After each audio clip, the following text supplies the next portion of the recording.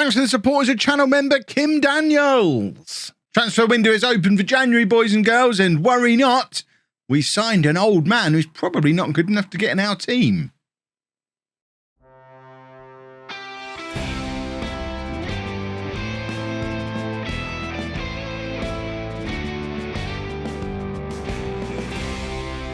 Hello and welcome to part 41 of Bourne in the USA. I'm Kevin. Coming up on today's episode, we have two games for you in the league and the closing of the transfer window. We're away against Arizona and at home against, I want to say North Carolina Fusion. There you go. See, I'm learning. I'm basically the king of America right now. I have learned so much about American geography and culture.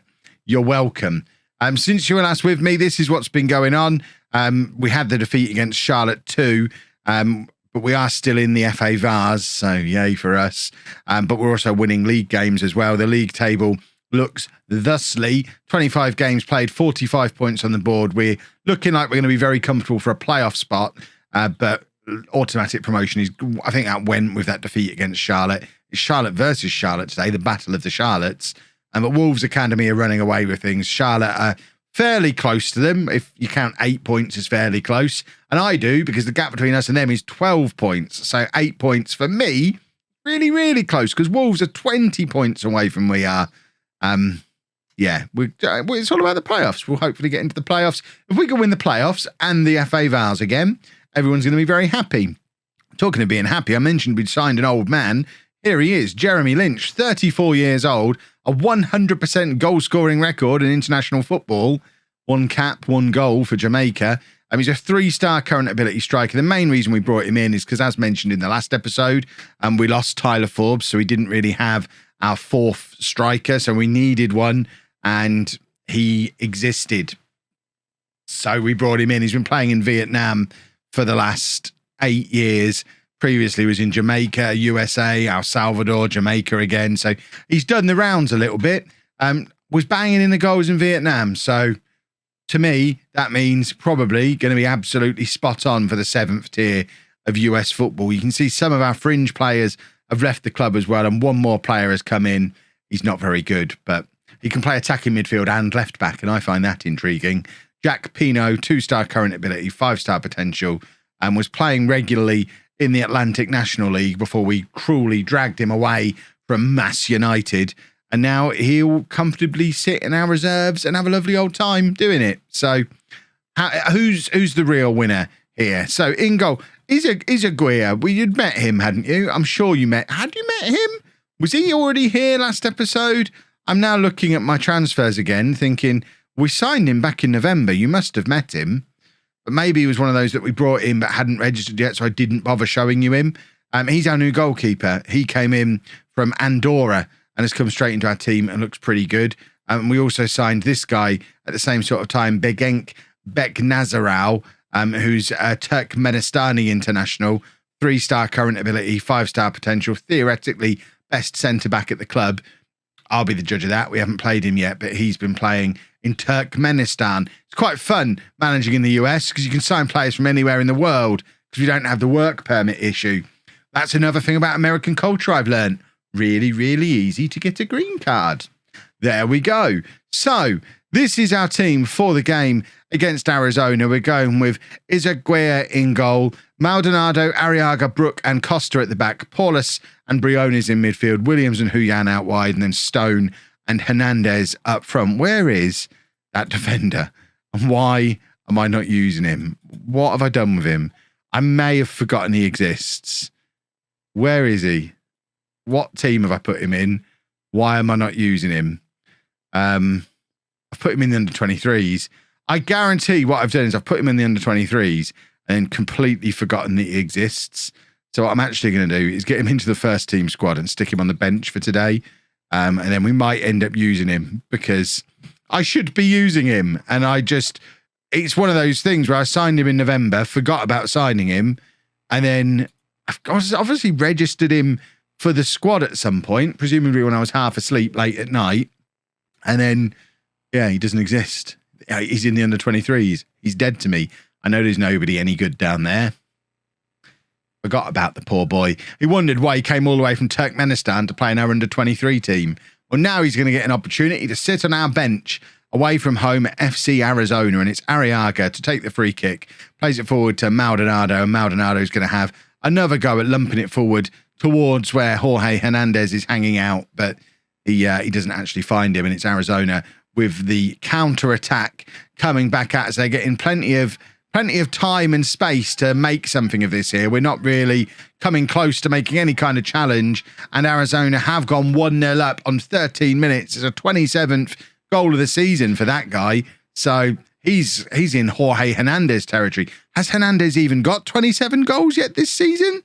He might be a more prolific striker than our own prolific striker, and I don't feel good about that. If that's what we found ourselves coming up against, where are Arizona in the league?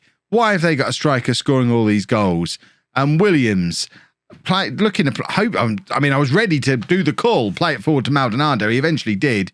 Cross comes over to Stone, and Stone heads just over the bar. Right, Arizona are in 7th place in the league, so only 5 points behind us in the league table. So we probably need to be taking them a little more seriously than maybe I have been, because they seem to be something of a threat. We'd been in good form, which is why I'm in such a jovial mood. We'd been playing really well, and I thought this was just going to be another comfortable victory. That's a really poor cross. I think it was vaguely aimed towards Hernandez, but it didn't get anywhere near him.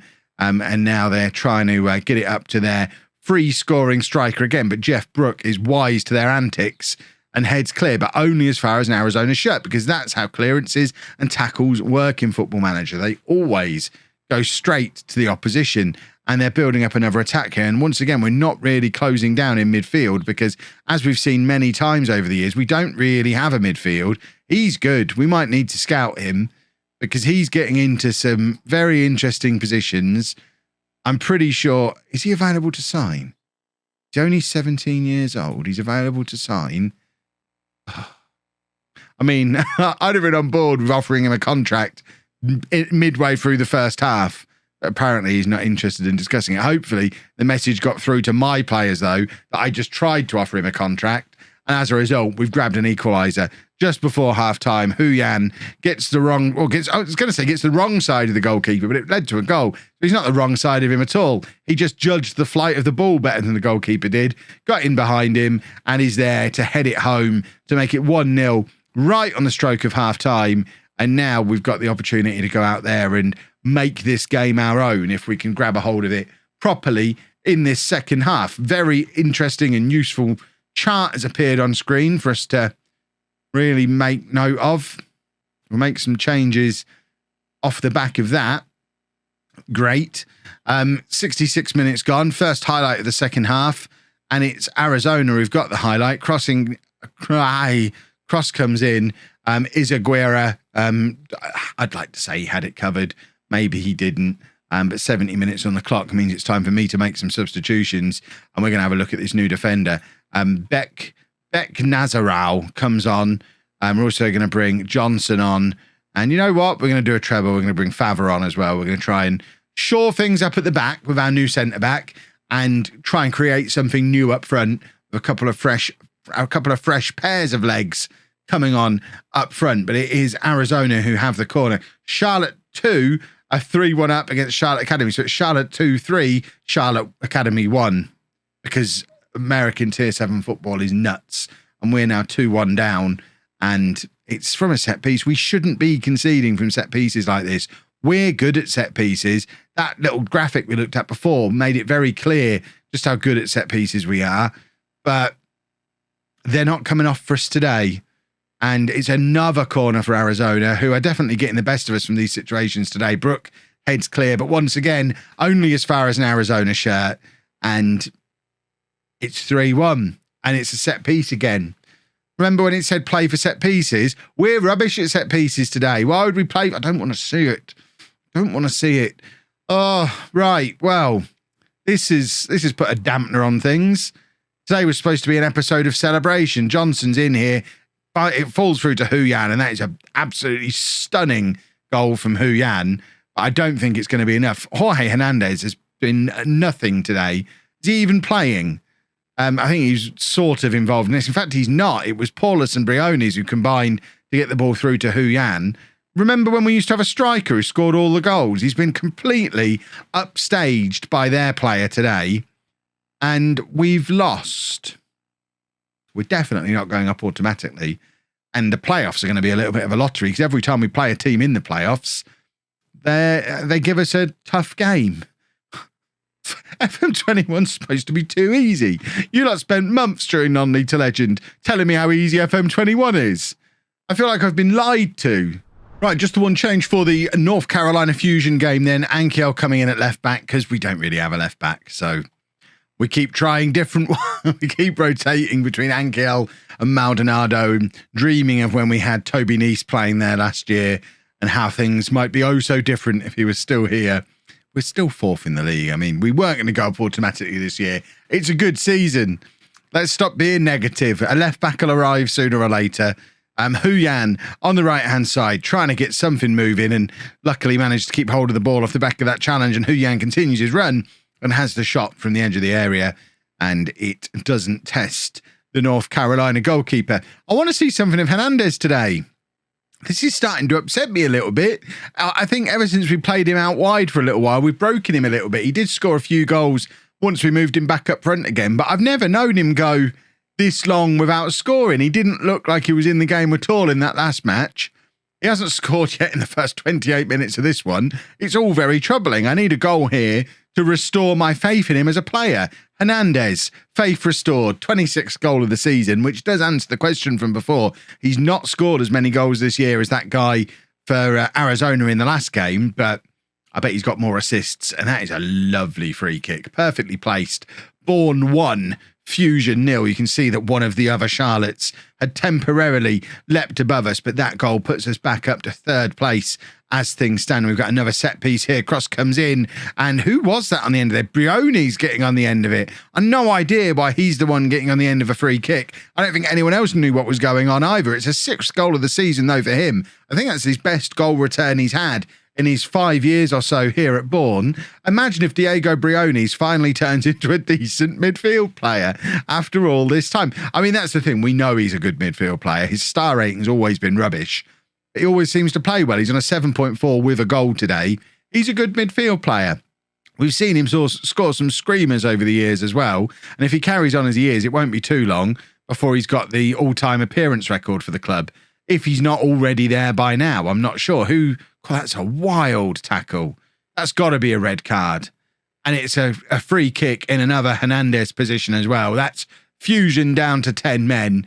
I think it was maybe a little bit too wide for Hernandez to shoot, which is why we didn't get it as a highlight. But now at 2-0 up, half an hour-ish to go, and our opponent's down to 10 men. Surely this gets us back to winning ways today. Brioni's with the ball again in midfield, finds Williams. Just give it to Hernandez. I want a goal from open play from him now. He might not finish as top goal scorer this year, which is mad. He's got to be the division's top goal scorer. Jeff Brook collecting comfortably with all the time in the world to decide where he wants to play it. Gives it to Paulus in midfield, and he again turns and has all the time he could ever want. Brook playing it forward to Huyan now. He's got space to run into. They seem to have just stuck everybody behind the ball since their red card, which is a very odd decision when they're 2-0 down. It falls to Stone in the area though, and Stone with the shot that goes just wide. There was an opportunity in there for Hernandez as well that he didn't capitalise on. And I'm now being recommended to bring on Manu Boy again at the back, but I'm not making a change just because Jeff Brook might get a yellow card. That's such a weird reason to make a substitution. Right, we're going to bring on Johnson for stuff. This is a standard substitution, those two coming on. And you know what? I am going to make that change because I want to have another look at Beck Nazarov. Would it be Beck Nazarov? Probably Nazarov. I'm going to say Beck Nazarov. And you lot are all going to tell me in the comments how wrong I am. And I'm going to continue to say it because it's fun. It's fun to say words my way. 2-0 now, 20 minutes to go. Goal kick forward and ends up back with the North Carolina defenders and all the way back to the goalkeeper again. And they don't seem to have much in the way of ideas now. They're down to 10 men. Every time they touch the ball, it ends up back with us relatively quickly. Favre now playing it forward to Hernandez, back with Favre again, who's got the overlap. If he wants to use him, chooses not to, and in fact loses out on the ball, and Arriaga misses the header, and here's going to be our big test of the new boy at the back. I mean, I guess he sort of got in the way. He looks big, doesn't he? Looks like there's a lot of him. I didn't clock just how tall he is, but he looks like a giant compared to everybody else around him, which is no bad thing. And there's a crunching challenge from him there to release the ball to Paulus, who tries to get an attack going, but in the end just plays it back to Costa. There's no reason to take risks. Let's just keep hold of the ball unless a decent chance presents itself. Brione's playing out to Ankiel, who had Fava just ahead of him, but decided to lump it forward, I think aiming for Hernandez instead, and got absolutely nowhere near him. And it's back with the North Carolina midfield again. And as ever, because we don't really have a midfield, they're getting a little bit of time on the ball there. Beck Nazaral's come forward again there to try and get another one of those crunching tackles in. But in the end, backs off, and he's just, just there to comfortably knock the ball back to our goalkeeper. He looks pretty composed. He looks like a decent defender. I think we might have another man in there competing for a starting spot at the back for us. Ankiel with a lovely cross. Huyan with the header. Tests the goalkeeper. Comes back into the path of Huyan. Gives it to Hernandez. His shot's blocked. There's so many North Carolina players inside the 6-yard box there that we couldn't force it past them into the back of the net. They are defending desperately with a very negative formation for a team that are 2 goals down, but it's not going to help them from set pieces. And Pedro Arriaga is in with his 8th goal of the season from the in-swinging free kick. It's now 3-0 to Bourne. Just 3 minutes left in this game, and there is your cherry atop the icing, atop the cake. Yeah, we won a football match. That's the important thing. We're only 7 points clear of the bottom of the playoffs, though. We do need to make sure we don't drop too many more points like we did against Arizona. Thankfully, we are on the right path. And then maybe our fortunes will change this year and the playoffs won't be the disaster they've been for us recently. Keep all of your fingers crossed, boys and girls. If you've enjoyed that, please make sure you leave a nice big thumbs up on there for me. Subscribe to the channel for daily Football Manager videos. And thank you very much for watching.